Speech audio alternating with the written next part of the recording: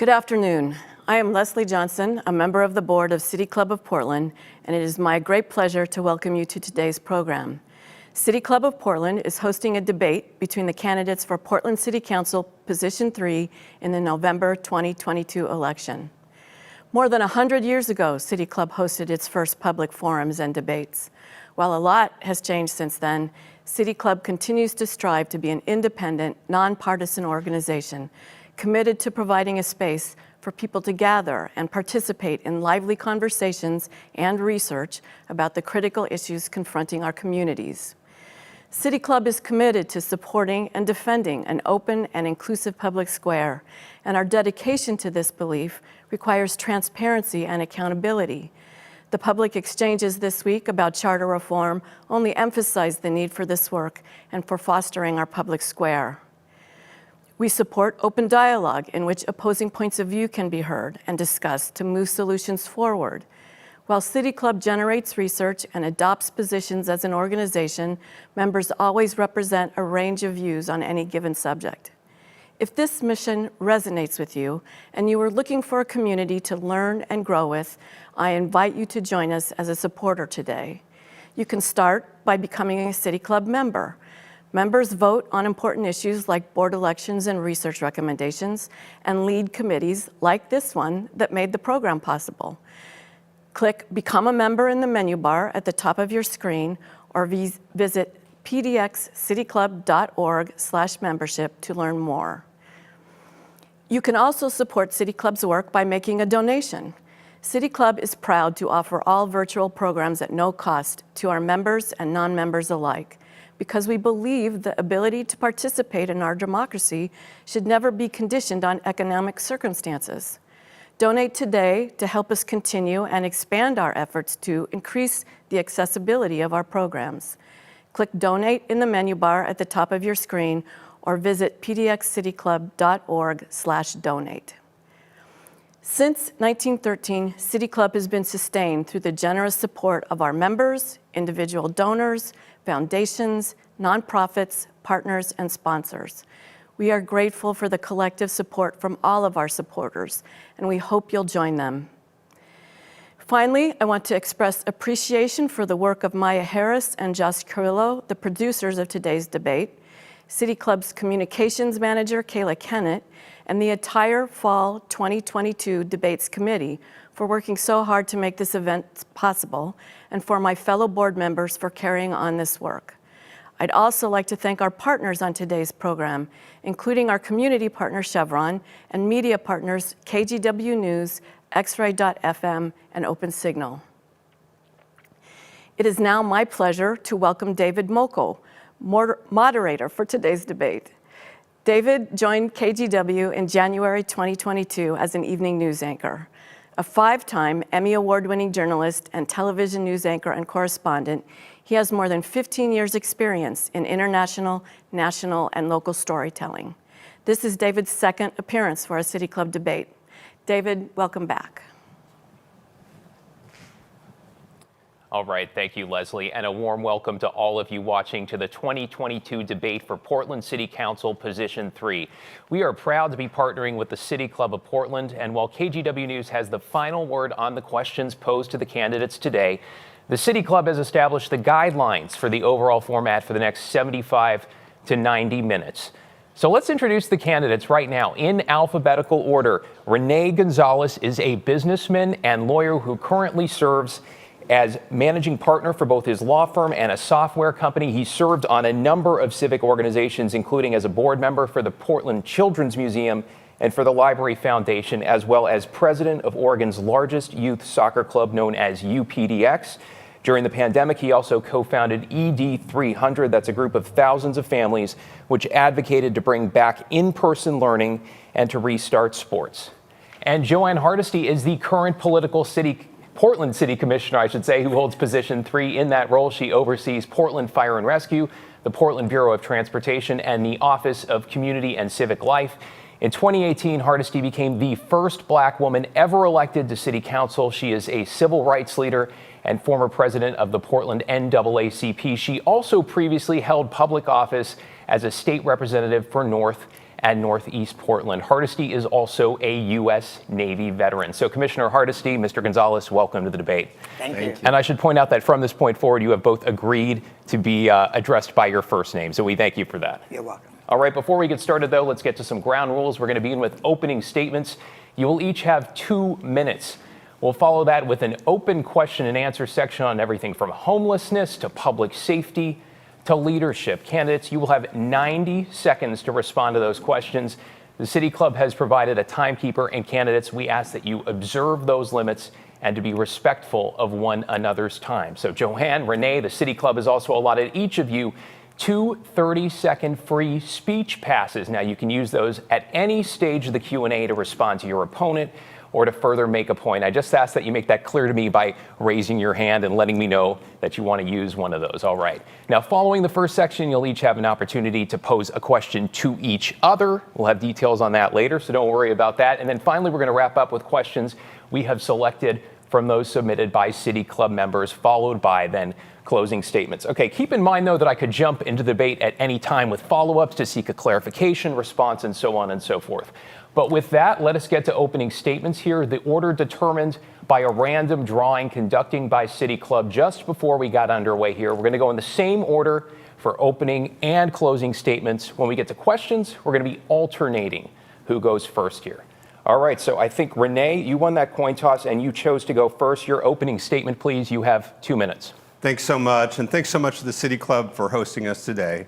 Again, my name is Rene Gonzalez, and I'm here to discuss restoring Portland's promise. I'm a fifth-generation Portlander on my maternal side. I'm also a son of a Mexican migrant worker. And I look at the city with both those lenses, a place to restore that needs restoration, that needs protection, but that also needs to be welcoming to those who come here to build, that come here to raise a family. Last but not least, I'm a proud father of 3 Portland-born children. And I look through all of our challenges with respect to those 3 children. What will make this city a place that they'll want to come back to, that I'll want them to live in? I very much am focused on addressing the crisis in livability in our city brought about by out-of-control crime and our inability to address effectively the challenges of the unsanctioned. I look forward to digging into specific solutions on each of these. At a high level, we need a greater police force in the city of Portland, one that is accountable, but that is effectively resourced.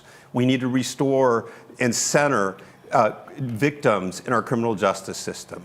With respect to the unsheltered, we need to immediately accelerate the build of shelter and adequately address both the humanitarian crisis brought about by out-of-control addiction and our inability to address mental illness in the region. With that, I'd love to turn it over to my opponent, and thanks so much for having me today. All right, thank you, Rene. And Joanne, your opening statement, you have 2 minutes, please. Thank you very much. And thank you, City Club, for the opportunity to talk directly to voters today about why I'm running for a second term. I am running for a second term to make sure we continue to make progress on some of the biggest issues in this community. Clearly, the explosion of houselessness during COVID has really made our streets feel unsafe. We have a large increase in gun violence in our community, but I am a strategist that actually uses the resources that I have to actually address those issues. That's why we were successful in actually reducing gun violence in Mount Scott neighborhood. I know that what will make us all feel safe is that everyone have a safe place to lay their head at night. That has been my rallying cry forever, but as we continue to experience enormous increases in rent, as we continue to have people being evicted all over this city, as we continue to see our houseless population explode, it takes an all-hands-on-deck approach, and I am looking forward to working with the next governor, the next county chair, and the housing commissioner to make sure that we have housing across the spectrum. I'm talking about camps that are self-managed, all the way up to permanent housing people can afford to live in. I look forward to the questions that we will get into over the next hour. All right, thank you, Joanne. And speaking of questions, let's move into it now. If you could please keep your responses to 90 seconds in this section here. So I want to start by asking you to suspend disbelief for just a moment here. Let's say time travel exists. A group of Portlanders from 2018, diverse ages, races, genders, socioeconomic backgrounds, arrives here today in 2022. They encounter record homicides, record vehicle thefts, streets where more fentanyl pills and powder than ever before are being seized by Portland police. And speaking of law enforcement, a police bureau which says they can't respond to every call because they're understaffed and have to prioritize. So putting the pandemic aside, how would you explain to that group when it comes to public safety and crime, how we got here and who or what bears responsibility? Joanne, you're first here. How did we get here? We got here because what we learned is that our safety net systems that we all thought we had don't exist, and it was exposed. So what we're seeing is, you're right, all employers are actually facing the same issue around being able to hire and have enough employees. I have the same issue in fire, the same issue in transportation with maintenance workers. I will say what people will notice is that the city is different. The city feels unsafe, and when you call for help, you should expect that you're going to be able to get help. And the second part of that question here, I'll just draw you out. Who or what bears responsibility?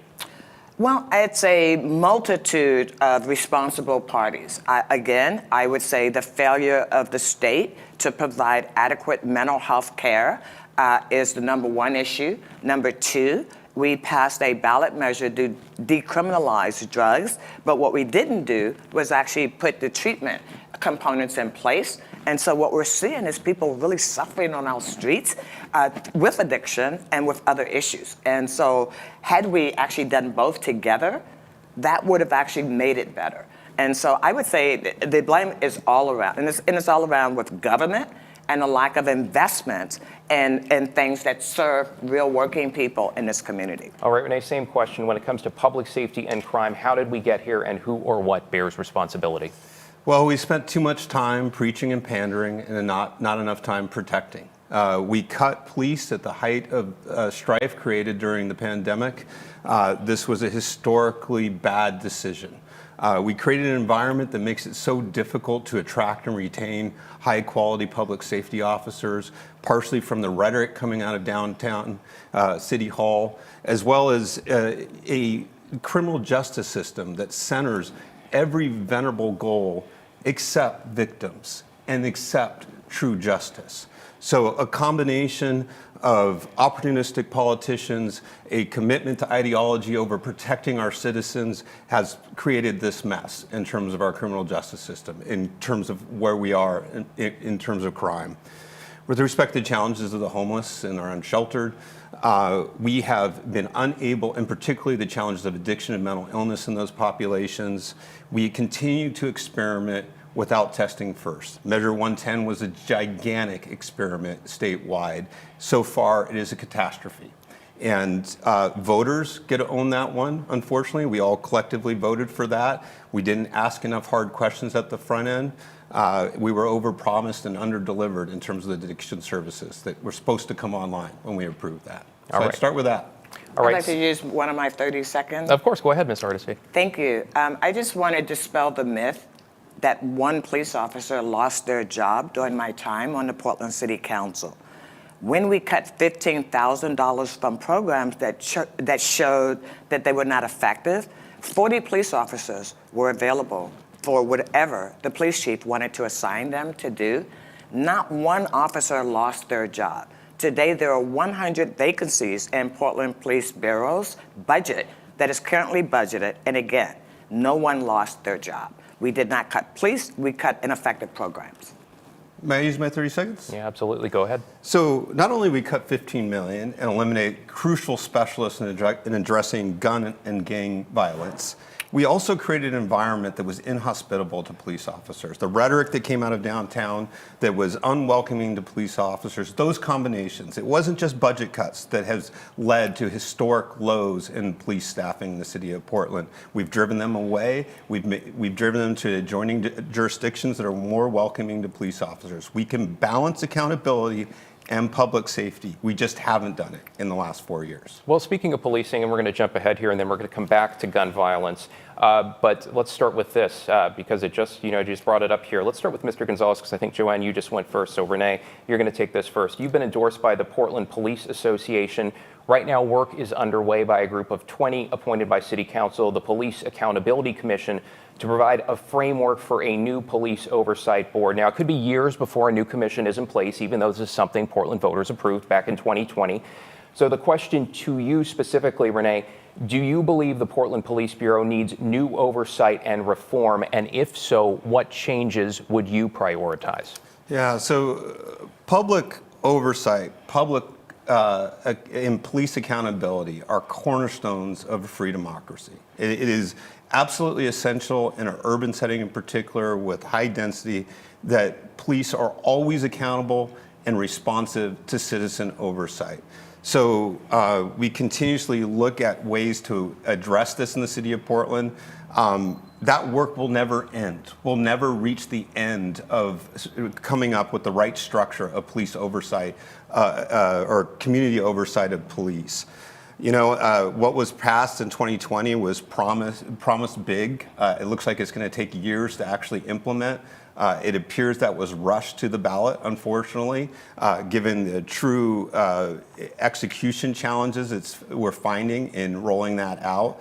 So I don't have a particularly strong feeling about the current, what was adopted in 2020. It was responding to the moment, intense interest in police accountability.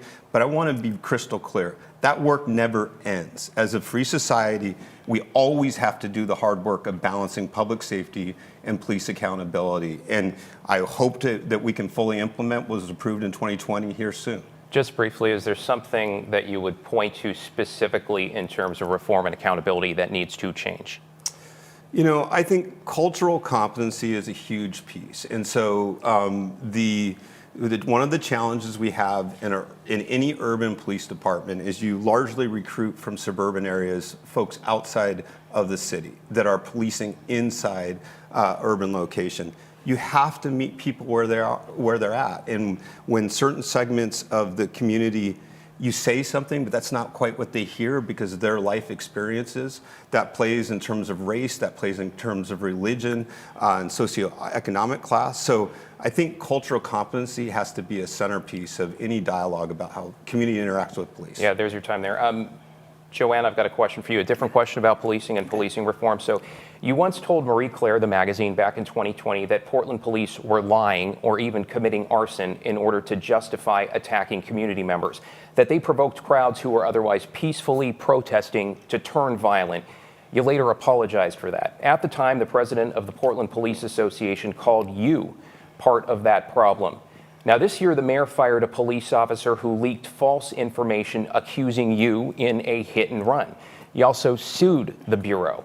Now, City Club members Vicky, Chrissy, and Kevin all touched on this in different ways, but my question to you, Joanne, is how would you describe the current status of your relationship with Portland Police, and do you believe you can still be an effective leader when it comes to police reform?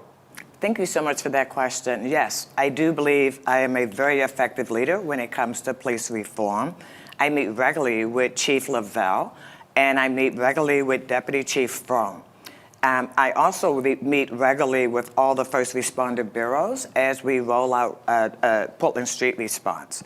I will say that it was horrifying to be targeted by the police for a false allegation that as Transportation Commissioner would have actually made me unfit for my job. And so there were 3 police officers that were disciplined, 2 911 operators, and because of the widespread, that information went wild. And that's why I had to sue Portland Police Association to hold them accountable for having their president set me up for false prosecution. All right, Joanne, I'm going to talk a little bit more about crime, public safety, and gun violence. Talk about Dawson Park in the Elliott neighborhood here. It's a place that is cherished by the city's black community, one where some community leaders now say they feel abandoned. A longtime community leader who has lived there for 4 decades telling Willamette Week, Dawson Park, quote, ultimately represents how the city has neglected the the black community, end quote. It is also on the map of clusters put out by the city where Portlanders are most likely to be injured by gunfire. Another neighbor said, quote, "It is scary, you can lose your life, and the city will say, oh, well, that's just how it is," end quote. So for places like Dawson Park, and it is by no means the only place in Portland experiencing this level of violence, what concrete actions would you take specifically to address gun violence? Joanne, you'll go first here. I will go first, but I will say that the bureaus that are in my portfolio allow me the opportunity to actually talk to communities about what they think would help. But of course, I don't have unlimited resources in PBOT, and I can't make street changes on every street that people would like. What I have done is actually work collectively with community members and some in inner Northeast as well, around Dawson Park, to actually help identify what the issues is. The primary issue around Dawson Park is the open air drug market that the police, for some reason, don't go and actually arrest people who are selling drugs. When a reporter can show up on site and after an hour, watch drug deals go by over and over and over again, if that's the big issue, then that's what we should do. We should have the police should be going out there and actually arresting people who are selling drugs in Dawson Park and making Dawson Park unsafe. That's what should happen. How does that work? Let me just draw you out here. How would that work when police say, we've really got limited resources, we have to worry about violent crime, homicides, shootings? How do you make both of those happen? Well, again, if we say this is a high crime area with high levels of gun violence, I would think that would be a priority for the police bureau to actually target that area. And when you can stand on the corner in daylight and watch drug deals take place as a civilian, why would the police not stop and actually arrest people they see selling drugs? Selling drugs is still illegal in Oregon. All right, Rene, same question to you. What concrete actions would you take specifically to address gun violence? Well, first and foremost, we have to have adequate staffing in the City of Portland Police Bureau. And, we're coming off historic lows in that in terms of the ratio of police officers to population. We're near the bottom nationally on that ratio. So you have to have sufficient police force to address crime in a city. Second, our drug epidemic is most certainly is contributing to this. In particular, the gang violence that seems to be coming out of the drug trade. We need to take a hard approach on this, that we need to disrupt that at every level. That takes a commitment that while we are not unwinding Measure 110, those that feed on our citizens that are struggling with meth or fentanyl addiction need to be prosecuted to the full extent of the law. And somewhere along the way in Measure 110, in the dialogue around it, it became implicitly okay to sell drugs, that you were also not responsible for the behaviors you engage in when you use hard drugs. We need to reset on that materially, because there are folks that are preying on our most vulnerable, and it is largely driving our gun violence in the city of Portland right now. So we need to disrupt every part of that trade, and that's just going to take a commitment as a city at all levels of prosecution and criminal justice. All right, I'm glad you mentioned that, and we'll talk about Measure 110 a little bit later, but I want to talk on this trend about what's been described to me as a general sense of lawlessness in Portland. A Portland where a 26-year-old named Ashley McGill can be killed while waiting at a bus stop by drivers who are street racing. A Portland where a 20-year-old named Cameron Taylor can be shot to death while watching a so-called street takeover on Marine Drive. Now, illegal street racing, just one example, record vehicle thefts another, a citizen-led Facebook group called PDX Stolen Cars taking the lead on recovering those cars. So there is a sense Portland police cannot or will not respond to some of these crimes. I just mentioned it. We heard it again and again. They have to prioritize given their resources. Record homicides, for example, take precedence. So City Club member Stephen called that environment, quote, chaotic at best, delinquent at worst, end quote. So my question, what is your plan to address the general lawlessness that many Portlanders are experiencing and as we just saw, which can also have fatal consequences. Rene, please. So first, we adequately fund the police department. Second, we're looking at a pilot for reestablishing a municipal court in the city of Portland. We last had it 50 years ago. This would, to address, under state law, it can only prosecute misdemeanors in the city of Portland, but this is to disrupt the cycle of criminality in certain segments of the population. It is to address the repeat offenders and disrupt that cycle. And with particular focus on auto thefts and catalytic converter thefts, which are so disruptive to all Portland citizens, but particularly those that are dependent on a single vehicle to get to work, it is so negatively impacted our working class neighborhoods in the city. So start with that. We've got to have adequate policing. And second, we need to really invest in a criminal justice system. If the county won't do it, then the city has to step in. And we think a municipal court may be a big part of solving that problem. Joanne, what's your plan? My plan is to continue to bring projects to life like Mount Scott, our leader project. What we know is that the violence and a sense of chaos in the community, I feel it every day. I walk, I take public transit. I'm always wondering, should I call the police? What should I do in a situation when you see people clearly in distress? I will tell you, I will continue to actually invest in systems of community safety. That's why we created a community safety division, because what we know is police are a vital part of community safety, but police aren't the only part, right? Fire plays a significant role. They go out and do a lot of education around fire reduction. They work with our houseless community members on a regular basis to help them camp safely without fear of fires. I will say that when I developed Portland Street Response, it was an absolute direct response to a lack of police officers. Because what I know is that when you send a mental health professional to a mental health call, you get better outcomes. And we're seeing that, and that's why Portland Street Response is being broadly, expanded citywide. I will also, is my time up? 10 seconds here. Okay, 10 seconds. Hardesty right there in the back. I will also say that we need a system, the PS3s. I voted for the highest police budget in history this last time, and I will tell you, we keep funding police, but we need more than just police. All right, that's your time on that. I'm glad you brought up Portland Street Response, because that is my next question for you. So it has been expanded citywide. The goal is to provide 24/7 services at some point later this year. Yes. You continue to advocate for this expansion. Earlier this year, the program manager told KGW that Portland Street Response is overwhelmed by the calls. Often they arrive at a location on average in about 13 minutes maybe, but the individual in crisis is no longer there. So Joanne, my question to you, how big does the program need to be in order to make a significant difference? How long will it take to scale up, and how will you measure its success? Yes, the good news is the Portland State University professor that worked with us from the very beginning continues to evaluate the success of Portland Street Response.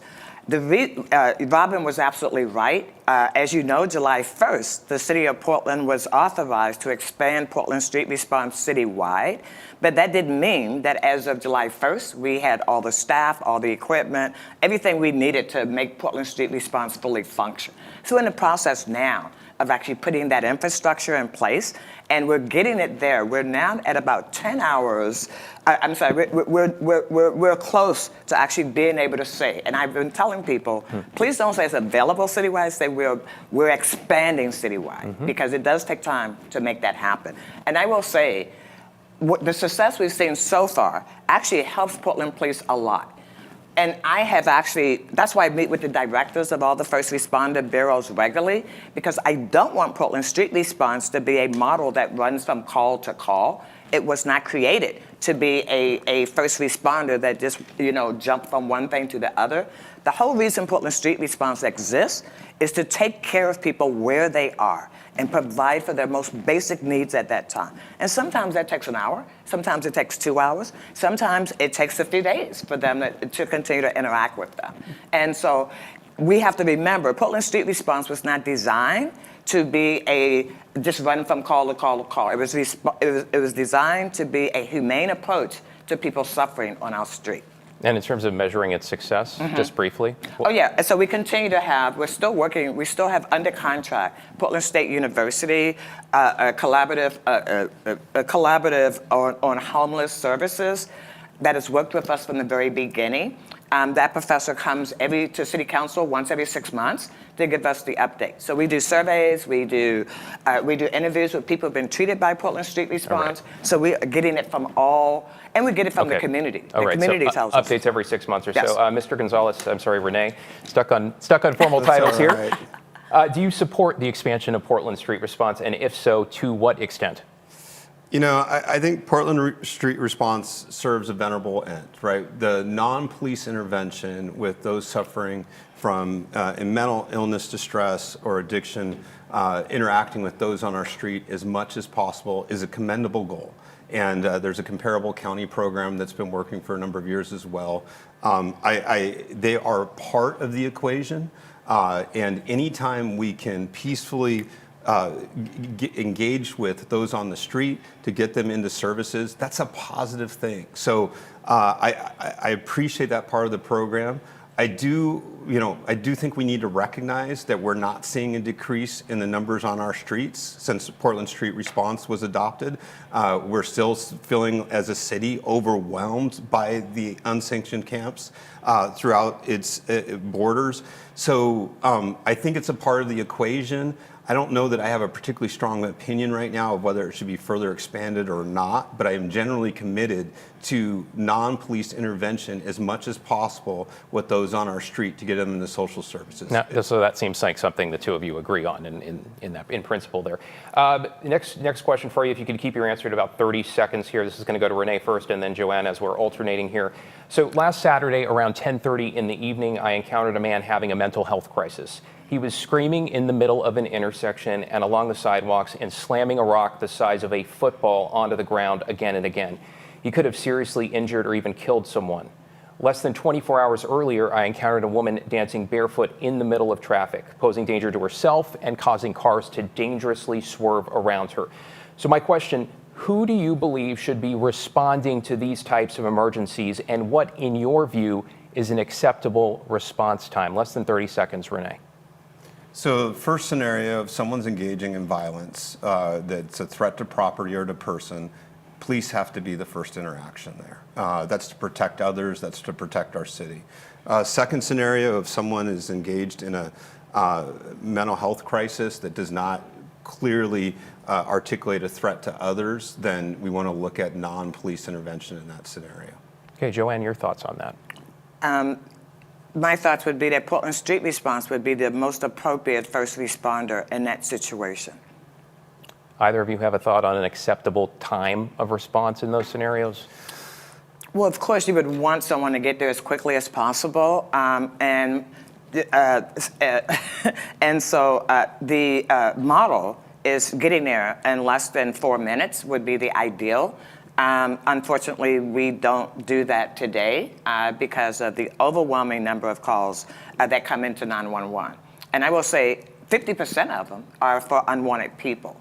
So it's not even an emergency, but that's what's taking up a lot of the 911 callers' time when people are calling because they see someone that looks suspicious, or they put up a camp, or they're sleeping in a doorway.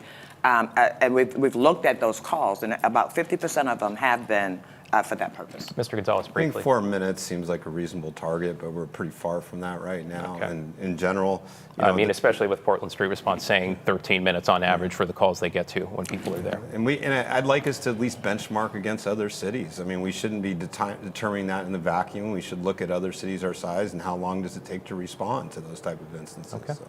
All right. I want to move on to homelessness and housing now. We're going to talk about specifically homelessness first, begin with a group of 10 people with mobility disabilities who are suing the city for allegedly violating the Americans with Disabilities Act and the Federal Rehabilitation Act by failing to provide equal access, they say, to the sidewalks. The plaintiffs are asking for an injunction requiring the city to remove tents and debris from all sidewalks, and another requiring the city to construct, purchase, or make shelter space available for those displaced. City Club member Tim also sent us a question about this. I believe Rene was first on the last one. Apologies if I'm getting this mixed up, but let's start with Joanne here. What do you say to Portlanders who can't get around safely or at all because of people living on the sidewalks? That I absolutely agree with them. It is inhumane for us to have so many people living on our streets with no supports and no safe place to be. I absolutely agree with them. And honestly, I think we have enough money in the system. It's just the way we're spending our houseless dollars that I think needs to be radically different. And I think we have to invest not just in the permanent housing, but we have to invest in, we have to actually provide camps like Right to Dream 2 when it was downtown. And Old Town was safest when Right to Dream 2 was there.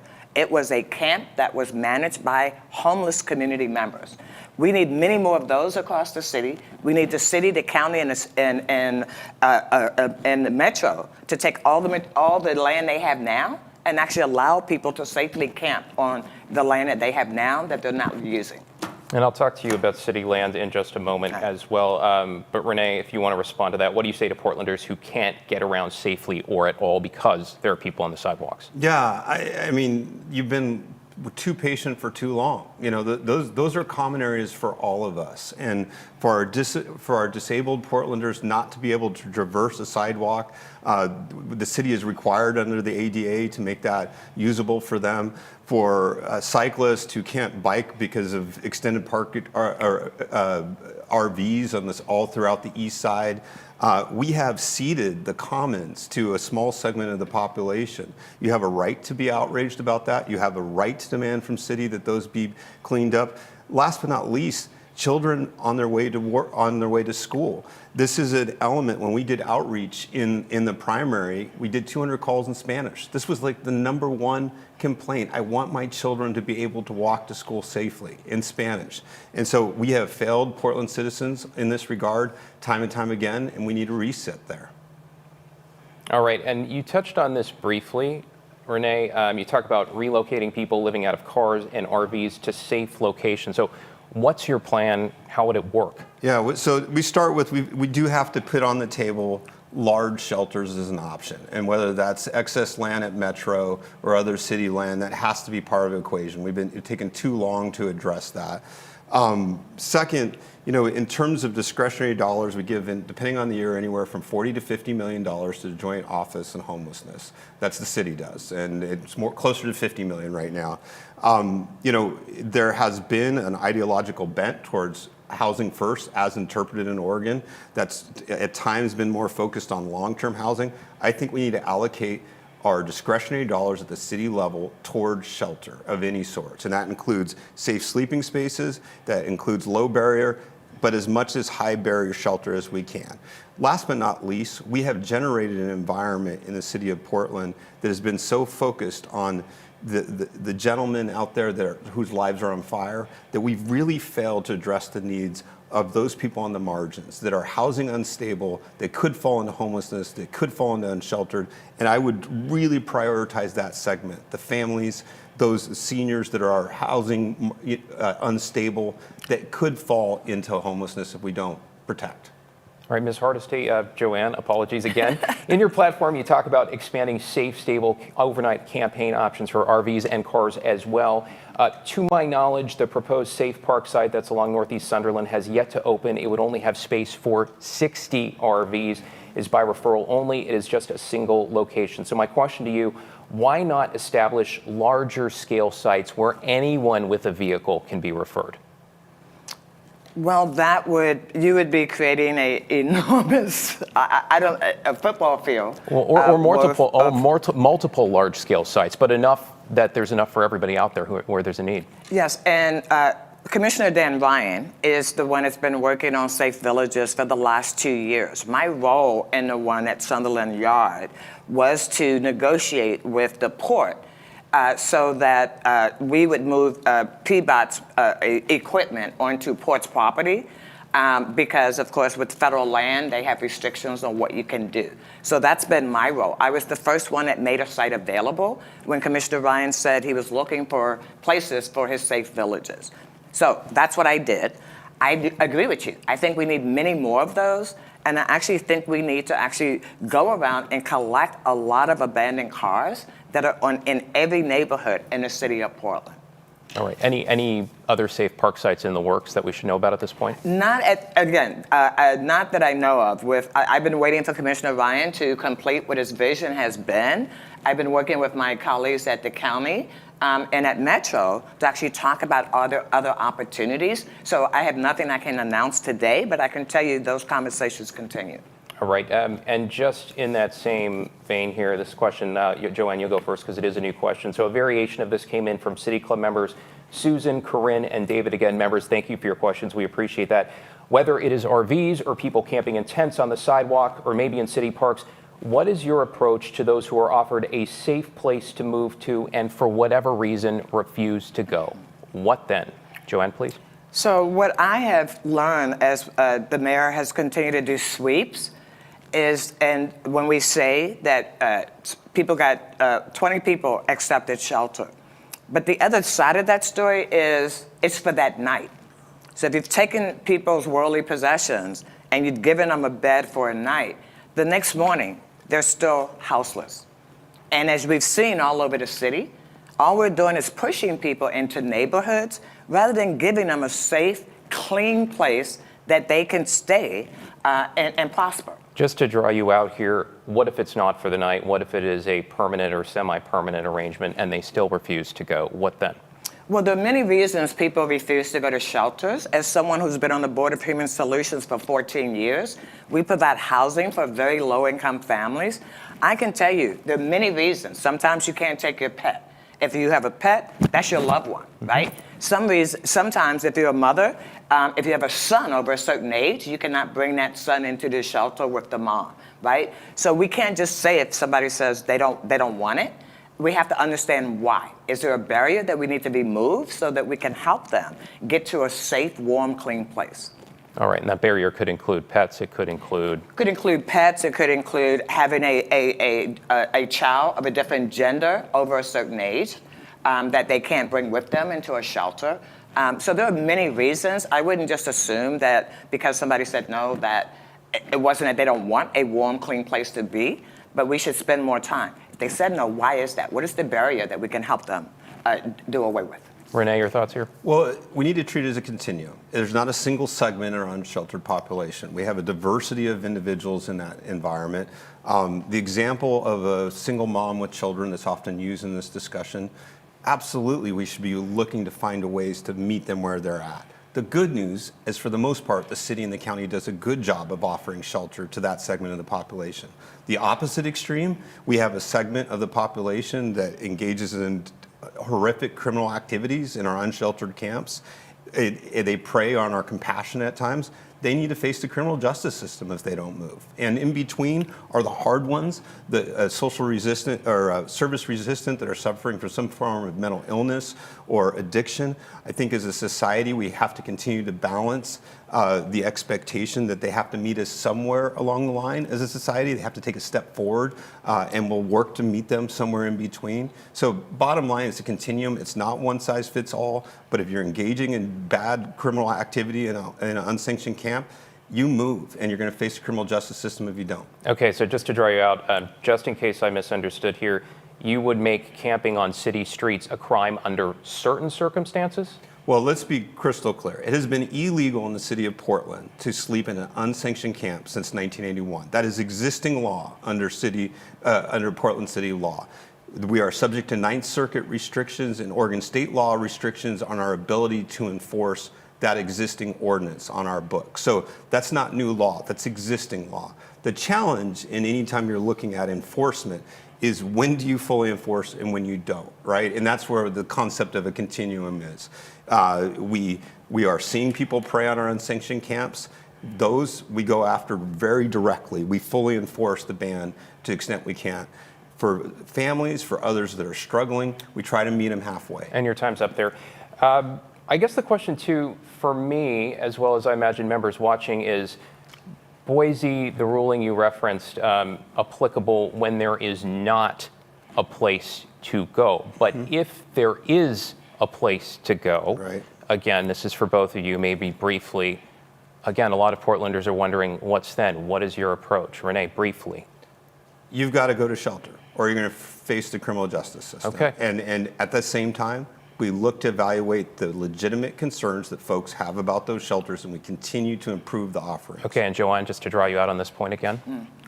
I will say that we need to make sure that we have shelter across the spectrum, housing that people need. People who don't want shelter, honestly, 80% of the people that I talk to who are houseless would love to have a safe, warm place to sleep.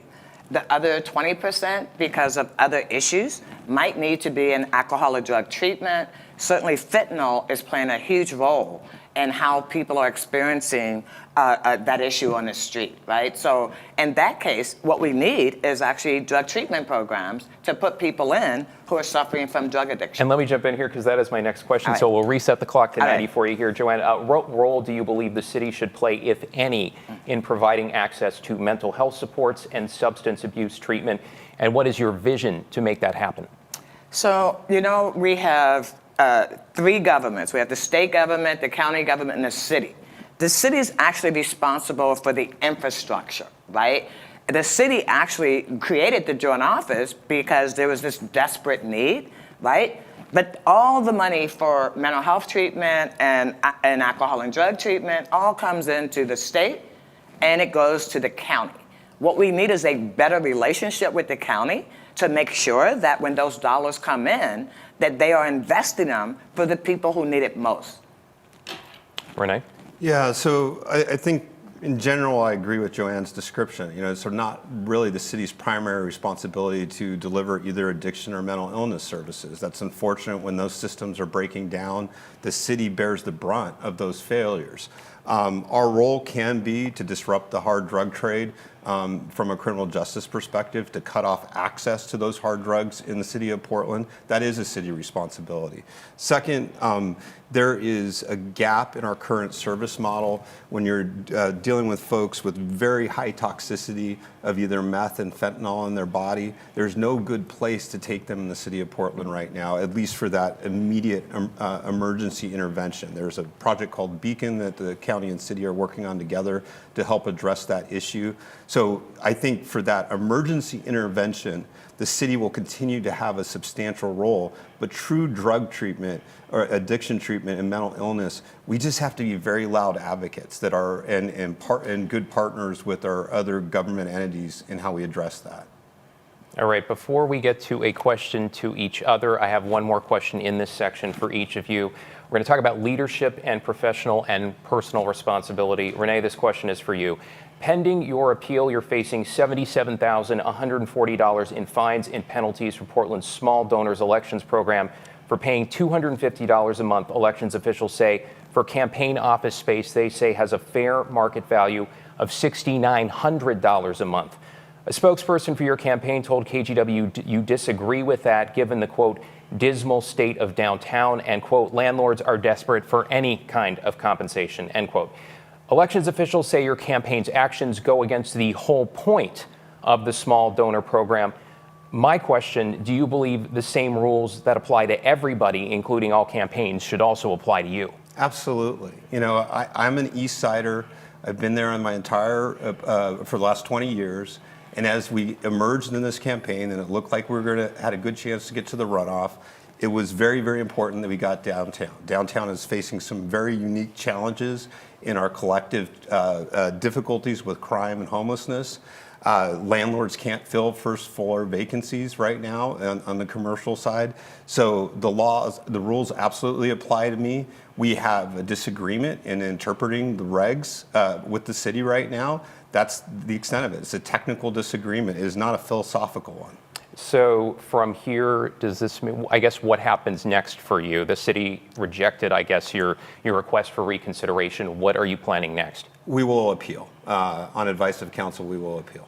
And if you lose that appeal, what then? We will continue to go through the process of getting an outside review of that. And then if determined we're required to pay, we'll pay. Okay. Ms. Hardesty, question for you. I want to ask you about your personal credit card debt, some $16,000. You have previously talked about this. When you didn't show up for a court appearance this spring, you called it a, quote, personal failing. You said you took full responsibility and it would have no impact on your professional duties. So my question is, since then, how have you taken responsibility for what you call your personal failings? What has changed? What has changed is I am paying my debt, and of course that debt came from me running for office the first time, because as a person who never made a lot of money, I funded my campaign on my credit card, on several credit cards. That was the one that was left, and I am making payments on that. All right. Thank you for that response. You're welcome. Let's bring you to an opportunity now for each of you to pose a question to each other. This is one of my favorite parts of the debate. We ask that you phrase it, though, as a question and keep it to about 20 seconds here, all right? The candidate responding, you'll have about 60 seconds to answer. Joanne, you're going to go first here, so please pose your question to Rene. Okay. Rene, I understand that you started an organization called ED300 that it appears to be supporting extreme candidates for school boards all over the state. Are you in support of the extreme candidates that your organization is endorsing in this election cycle? Ed 300 is not endorsing any candidates in this election cycle. We supported in, I believe, May of last year, candidates that were committed to reopening schools and reestablish children's access to sports and the arts. We were bipartisan. We didn't care about party. The number one priority was that they were providing and committed to getting children's access to the educational environment, the sports and the arts they needed. That's your time. All right, Rene, please pose your question to Joanne. Joanne, throughout your tenure, you've been very reluctant to mandate the removal of unsanctioned camps until there was sufficient housing and sufficient other services available. Do you still feel that way? Do you think, and how long should Portlanders wait until we address unsanctioned camping in the city? Well, the federal court has ruled that until we have places to put people, there are no unsanctioned camps. I am horrified that we have people suffering on our streets every day without a warm, safe place to lay their head. And I will continue to advocate for a humane approach to housing for everyone, all across the board. All right, thank you both. So we're going to move now to questions for the candidates from City Club members. KGW reviewed and selected these from among those submitted. Some may be slightly edited for brevity and clarity or combined questions here from multiple members. Candidates, a reminder here in this section, you're asked to keep your responses to 60 seconds or less. We're doing great, though, on time. The more succinct your responses, though, of course, the more questions we can get to here. So I appreciate your cooperation there. So we're going to start with downtown Portland. Just recently, the Benson Hotel reportedly lost a major corporate client, citing safety issues. 3 other hotels are in foreclosure proceedings. Big employers, and it is not just limited to downtown, but in the Lloyd District, for example, are moving to the suburbs. We've heard from business after business who say one of the ways to fix this is to find strategies that bring both locals and tourists back. We have seen perhaps one approach on this front recently, with the Portland Police bringing back a dedicated unit to part of Old Town on weekend nights, along with potentially closing off some streets and a parking lot there with a history of problems.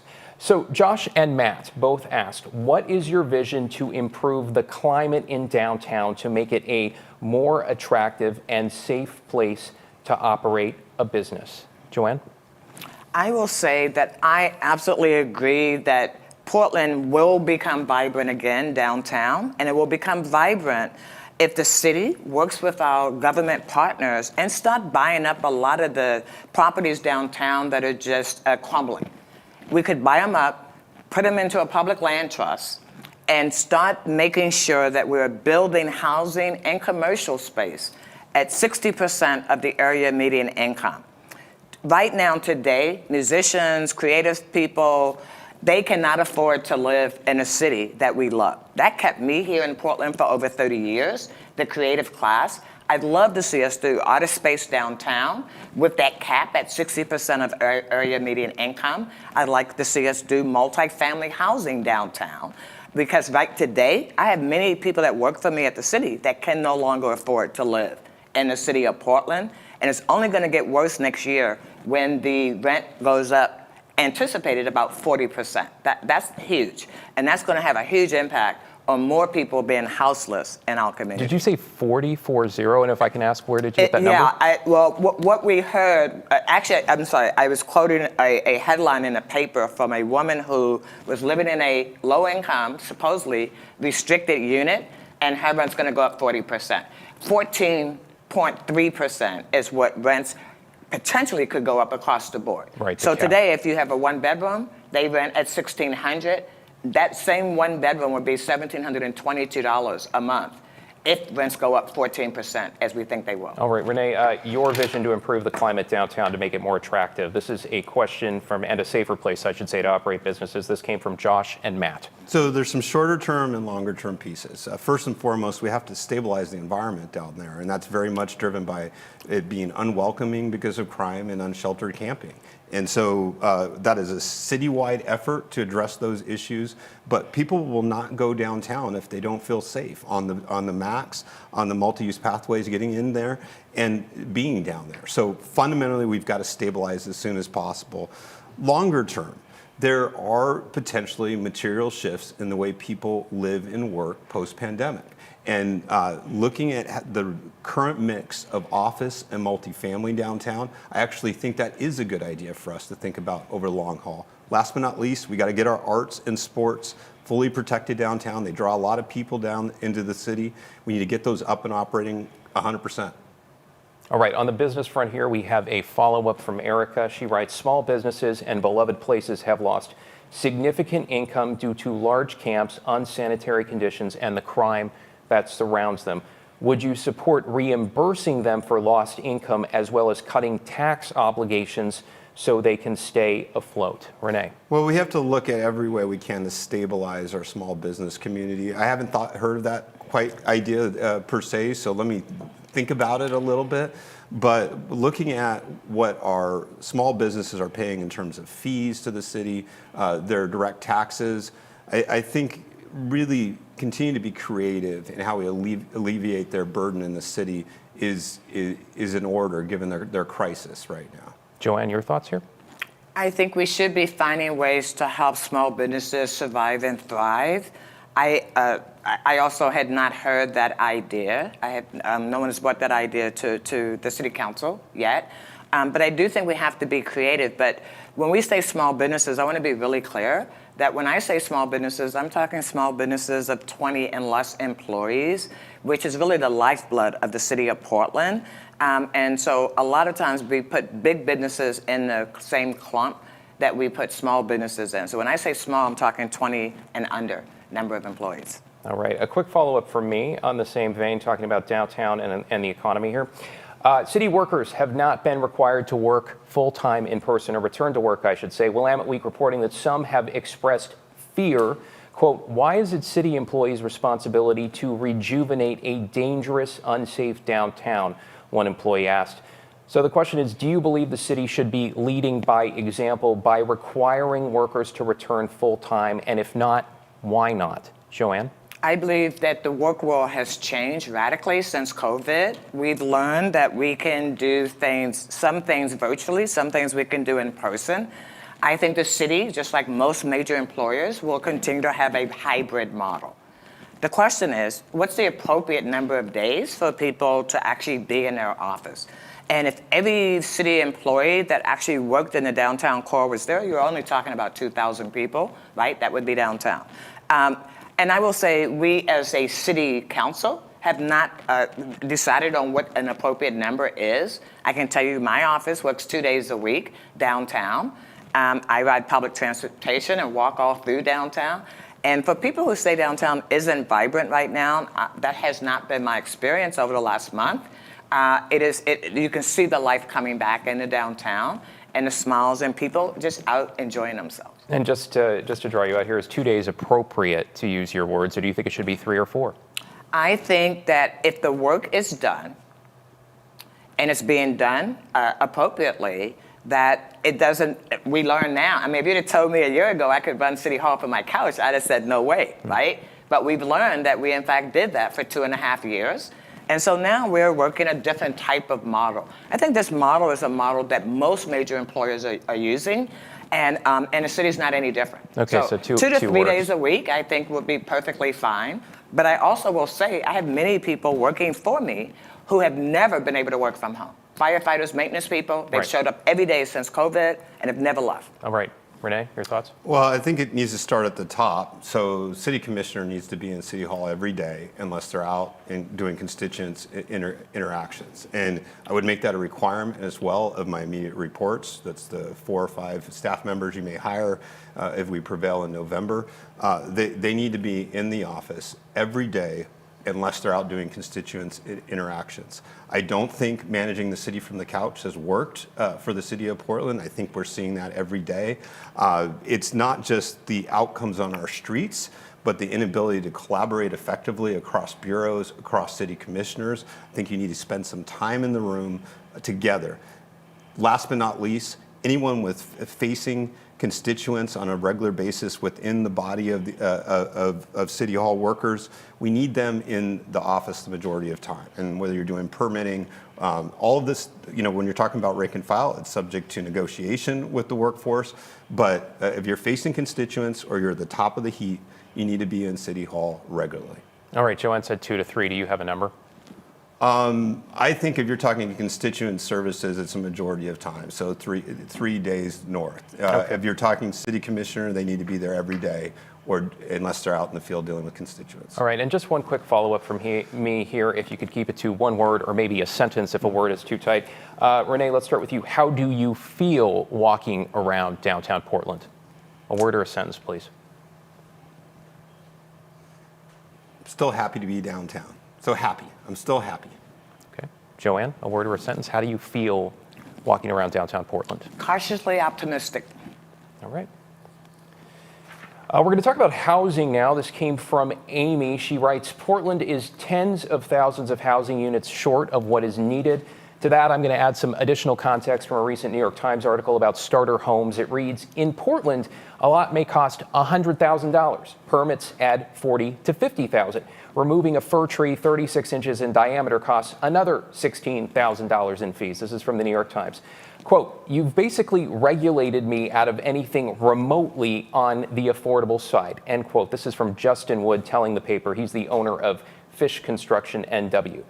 So could you please respond to Justin's comment about permitting and regulations and Amy's question, which is how would you encourage more housing production at all levels of affordability? Joanne.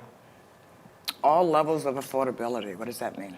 That is her question. How would you encourage more housing production at all levels of affordability? So I guess that's appropriate for low-income earners, middle-class families, and so on. So let me say that we now are under the third mayor who has reformed our permitting process at the city of Portland. Every mayor has taken that on as the top priority. Commissioner Dan Ryan and Commissioner Mapps have been working on reforming permitting for quite some time. I can tell you that's one thing that every Portlander has in common, whether you're a homeowner, whether you're a small business owner, is that the permitting process makes absolutely no sense at the city of Portland. And it takes way too long. And in fact, I remember one reform we did early on. A developer told me that what usually took 2 years, when we reformed it, it now took him 3 years to get through the process. And I honestly have no clue why it's so challenging and difficult to get through that process, but we have 2 council offices that are focused on fixing that mess now. And how would you describe or rate the job they have been doing? Well, I'm still waiting for the results of their work group to come back and tell us how they have streamlined that process. And let me say, I've had developers ask me, my time's up, never mind. All right, carry on, it's all right. I'll give it to you. Okay, I've had developers ask me that, if you just remove restrictions so that we can just hurry up and build housing. Well, what kind of restrictions? Like fire extinguishers was one person's example. Well, we lost 4 lives on July 4th last year because they were in an older building that did not have fire extinguishers, right? And so we can't just reduce regulation. We have to make sure that we're still building quality, safe housing for everyone. All right, and Rene here, same question. It's a two-parter. We'll give you an extra 30 seconds on top of that minute here if you need it. Could you please respond to Justin's comment that was about permitting and regulations? Amy asked, how would you encourage more housing production at all levels of affordability? I'm going to go in reverse order. So when we adopted urban growth boundaries some 40 years ago, there was a commitment that the metro area would add sufficient stock to keep up with the population growth of the area. That has not occurred. So first and foremost, the city has to be a very loud advocate to Metro and to our other government parties that we need to have sufficient housing stock in the metro area to address medium and long-term supply needs. And so if you don't have enough supply, it drives prices up, starting there. In terms of specifically what the city can be doing, we need to be very, very creative in looking at the fees we charge, everything from system development charges, as well as your permitting fees.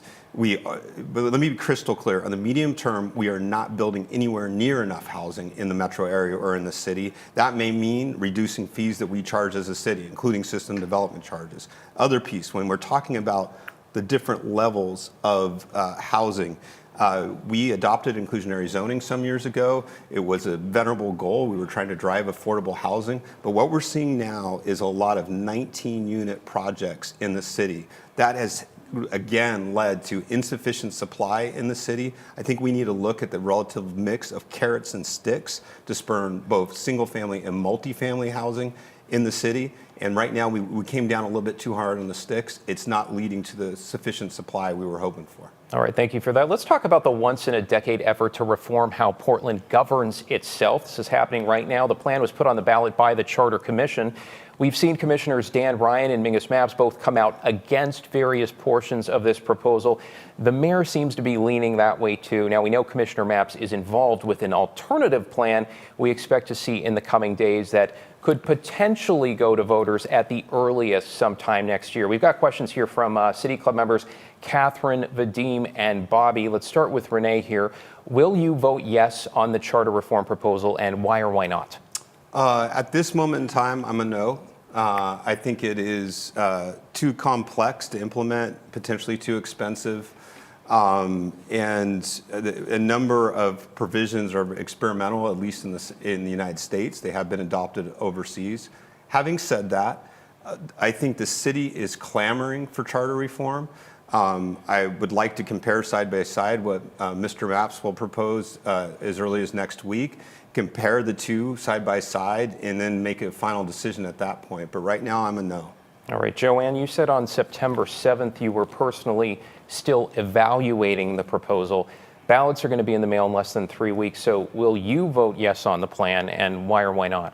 Well, what I want to say is how grateful I am that 20 community members took a year to talk to tens of thousands of Portlanders about how they wanted to be governed. My job as a sitting city commissioner was to fully fund them, to recruit the most diverse group of community members I could, and to leave them alone and give them the independence to do the work that we actually asked them to do. I feel that it's very disrespectful to those 20 community members for any elected leader to have the arrogance to go off and develop their own proposal at the same time that voters are being educated on what will be on the ballot. I don't think elected leaders should be trying to tip the scale one way or the other, which is why my vote on this issue is not, I'm not going to tell you. Have you decided? I have. All right, but you're not going to reveal which way I'm not going to you're reveal going. because, again, I respect too much the time that the charter commissioners have spent out talking to people. I'm really excited. We're having a lot of exciting community conversations around charter change, and I don't want whether I'm a yes or no, to actually weigh at all in how people interact with this ballot measure. So let me ask you this, both of you, Joanne, starting with you. If voters turn down the charter reform proposal, it's a question from Stanley. He asks if you will help to support a sensible option. If they turn it down, that's his word, sensible option. To that, I will add how would you work within the current system as it exists to make it more effective and efficient? So there's like 3 questions there, but we'll go for it. Right. Well, let me just say that if voters decide that this is not the reform they were looking for, I will work with my colleagues and the community, because honestly, it's less about what elected leaders think should or shouldn't happen, and more about what the public thinks should or shouldn't happen. So what I would do is actually evaluate, and talk to voters about, well, what parts did you like? What parts didn't you like, right? And then would actually start a series of community meetings in every neighborhood in the city of Portland to actually hear directly from voters what they liked and what they didn't like. I would not have the arrogance to think that I could sit down and write a proposal and then just send it to the voters. No, I would want the voters to help me frame it in a way that actually would be something that they would support. And if that meant it would be November of next year before we're ready, that would be fine. And would you engage with your colleagues, the other commissioners and the mayor, on potentially coming up with that? Absolutely, absolutely. I always work with all my colleagues. All right, Rene, your thoughts? So I think there are 3 parts there, right? So if it's turned down, would you support a sensible option? And then also, in the meantime, how would you work within the current system to make it more effective and efficient? Yeah, so I think Portlanders are clamoring for change to our form of government. We have a very old model that needs material revision. So absolutely yes to the first question. Second, we need to be laser focused on the crisis and livability in the city of Portland right now. So part of being effective is keeping the eye on the ball. And we are facing a historic challenge to our livability here. We need to keep that front and center every single day, and that's crime and homelessness. That's 1. 2, at times there's been a lot of difficult rhetoric out of city halls. Sometimes it seems like city commissioners aren't getting along. We've got to put in the work to get on the same page on confronting those livability challenges. 3, I think that the city can't operate in a vacuum. We have to work collaboratively with our other government partners at the county and state. That takes work. You may not always agree on things, but there's got to be explicit outreach. At times there has felt like the city isn't really getting along with some of our other government partners, and we need to put in the time and effort there. Last but not least, under the current form of government, city commissioners are expected to oversee bureaus. It requires real management acumen. So that's defining goals clearly and holding people accountable to them, and percolating up as much as you can from the team, from the city workers.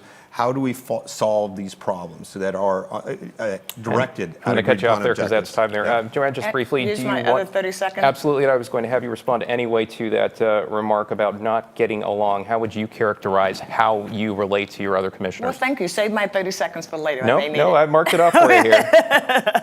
Let me just say that I have no idea what Rene is talking about. I get along with everybody on the city council. I have strong relationships with our federal delegation, which is why they're all supporting me. I have strong relationships with our state elected leaders, and that's why they're supporting me. I work well with Metro, so I'm not quite sure what he's talking about. I think what Rene is referring to is that I'm a very direct talker.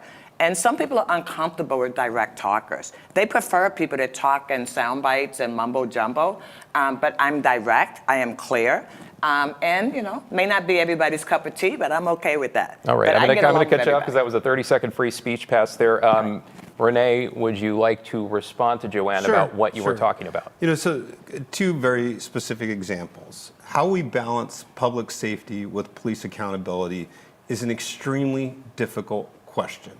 And at times, Joanne's interaction with police has seemed deeply personal. It's a personal feud. It appears from the outside. I think that has been to the detriment of the city. Second, when Mr. Mapps aired that he may offer an alternative to charter reform, Joanne's attack seemed very personal in how she went after him on that. So that's what I'm alluding to. Joanne, would you like to respond? Saying that it was arrogant for an elected leader to replace their opinion with 20 community members who spent a year talking to thousands of Portlanders. I said it. I said it to him. I said it to the media. That was direct. And what about the question about sort of this personal this relationship, your relationship with law enforcement and Portland Police Bureau, in Mr. Gonzalez's words, has become personal? I have a 30-year relationship on working for police accountability in the city of Portland. My advocacy started long before I got to City Hall, which is why when I got to City Hall, I knew very much about the transformation that was needed in Portland Police Bureau. I have worked with 10 police commissioners. I've worked with 10 police chiefs. I've worked with 6 police commissioners. And I can tell you, we've had good police chiefs and bad police chiefs, but I go back all the time. Just because we have uncomfortable conversations does not mean I'm not back there trying to solve the problem and make sure that policing works the same for all of us. Okay, we started with policing, so we're not going to go back down that track too deeply. Just got a couple more questions for you here, maybe 2 more to finish up here, so we're almost there. Appreciate that. This is a question about diversity. This is from Daniel. He says, when Portland politicians talk about issues of diversity, a common frustration of my family and friends of color is that these conversations engage in tokenism that assumes all people of color support the same progressive policies that many white Portlanders prefer. He asks, what will you do to ensure that diverse perspectives are actually heard, especially on issues of security and economic opportunity, and especially if those opinions may disagree with your own? Rene, 60 seconds. Yeah, I hear this a lot from Black and brown and Asian business leaders that they are often assumed to view the world the same way as our most progressive elements of our white community do, and they often don't. They worry about the same things of folks of other races doing, like, do we have a quality public school system? Is our city safe? Are my spouse and children safe in the city? Can I build a business here? Can I raise a family here? So I think one of the fascinating elements of recent years is that I think we've found the challenges that the city is facing right now has actually drawn a segment of us together. It doesn't matter your race. We're just trying to navigate this very difficult time in history. And there's a lot of commonality there. Last but not least, I think we have had at times elements of our political rhetoric that sort of shouts over certain other constituents. It feels like families and small business owners are the last to be heard on a lot of issues. That's of all races. And so I think it's just keeping the door open that maybe who's yelling the loudest doesn't necessarily represent the position of a whole ethnic group that may be very diverse. Joanne? I will say I agree that sometimes the city's interpretation of what Black, Indigenous, and other people of color need or want is very superficial. Because I think we don't take the time to have those broader conversations. Now, unlike myself, who prior to COVID, I held meetings in all over the city of Portland because that was a campaign promise I made. Now that we're emerging out of COVID, I plan to do that again.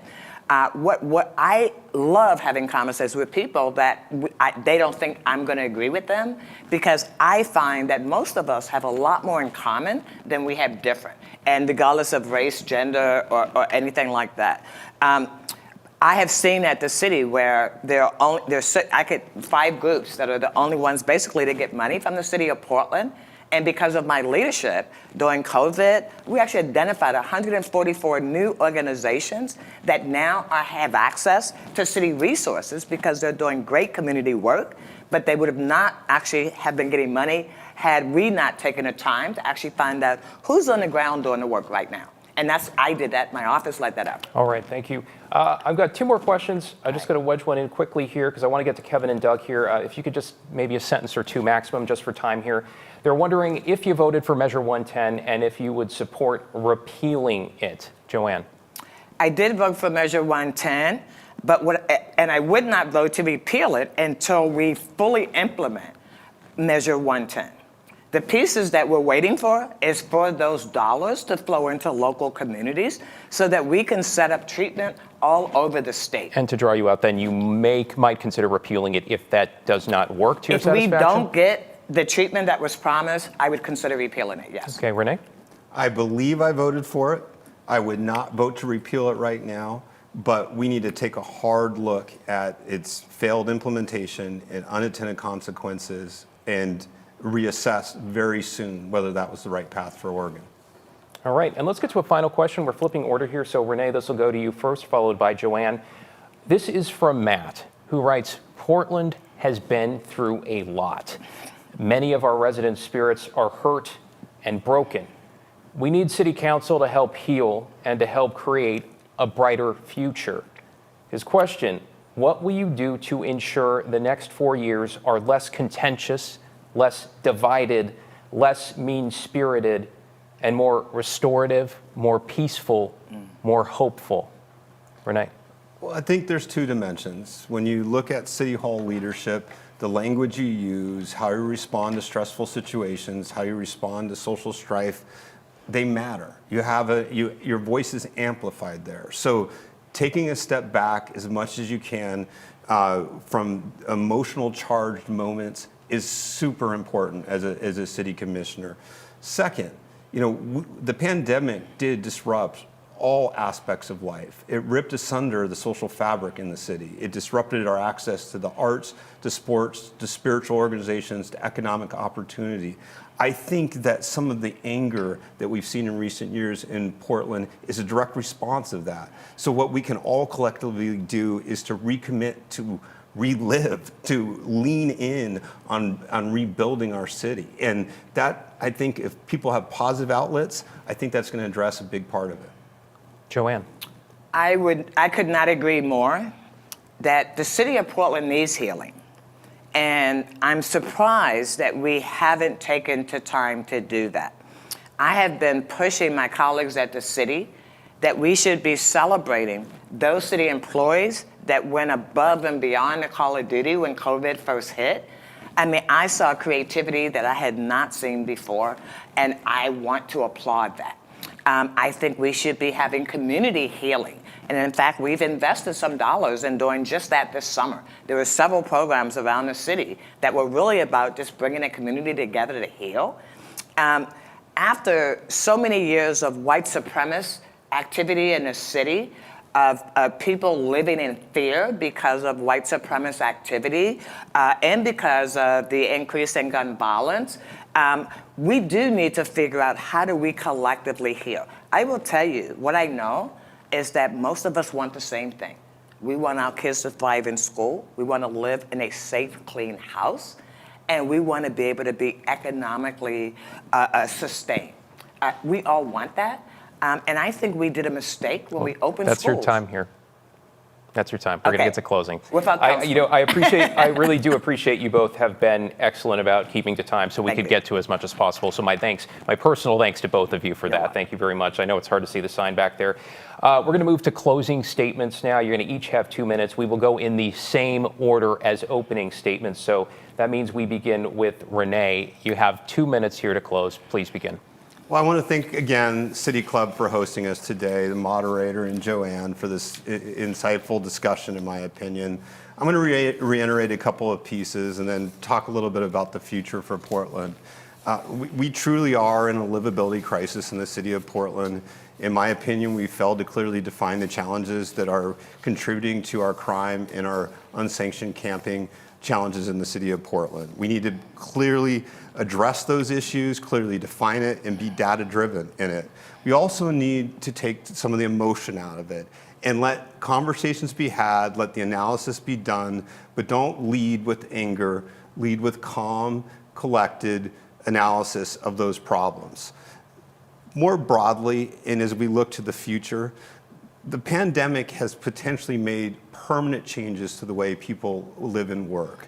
That doesn't mean that some aspects of 2019 won't come back, but we may be at a point where we're really talking about a future 20 years that's not going to be exactly the same as the last 20 years. That is both a profound risk and an opportunity to a city like Portland that has invested so much in a beautiful center city and an urban core. And what I'd leave you with on that, we need to lean in on some of the beautiful aspects of our city.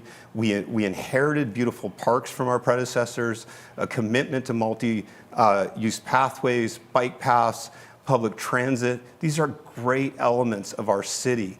And when we define what the city should be in the future, I don't think we abandon that. We have also had a history of civic engagement. We're a polite city most of the time. These are things that I think we should embrace going forward. Last but not least, we centered families in how we define a city. We wanted to build great public schools. Sometimes we got there, sometimes we didn't. But all I want to leave you with, we've got to make the space to define the Portland we want. That doesn't mean we have to abandon all the beautiful things we inherited. And that is time there. Thank you, Rene. Joanne, your closing statement. You have 2 minutes. Thank you very much. Thank you again, City Club, for the invitation today. What I want you to know is I have done the job you sent me to City Hall to do. I share your concern about housing and houselessness, and I will continue to work with my colleagues to make sure that everybody in the city of Portland has a safe place to be. In addition to that, we know that we must reduce gun violence. We know that we must make sure that our system of community safety has what it needs to be successful. I'm a fighter. You sent me to City Hall to fight for you. I have been successful in fighting for you. That's how Portland Street Response came about. Portland Street Response is the first change in our first responder system in 100 years. The police accountability measure that you will see rolling out next year will be another systems change that will benefit Portlanders for generations to come. It is my greatest honor to serve as your Portland City Commissioner, and I want you to know I am full of hope for our future. I am full of hope that we will work collectively together to make sure that every Portlander is able to come back and thrive after the pandemic. I sell hope, not fear, because I know hope is what will bring Portland back in a way that we can all be proud of. My work around making sure that we have multi-modes of transportation, making sure that people can get around this city without being cost burden is another thing that I bring. No one in this race has the relationships at the federal, state, regional level that I do. I encourage you to vote to send me back to continue the job that you sent me to City Hall to do. Thank you. All right, thank you, Joanne. Commissioner Hardesty, thank you, Rene, candidate Gonzalez. We appreciate that. And that's going to bring this 2022 City Club of Portland KGW City Council debate to a close. Our thanks to both of the candidates, to members for their questions, and to the City Club for providing Portlanders a front row seat, which means it's now up to all of you watching. Election Day is 5 weeks from next Tuesday. That is Tuesday, November 8th.